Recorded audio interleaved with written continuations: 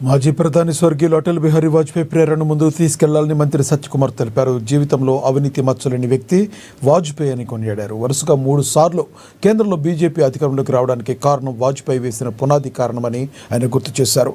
AIIMS లాంటి సంస్థలను వాజ్పేయి దేశవ్యాప్తంగా ప్రారంభించారని తెలిపారు.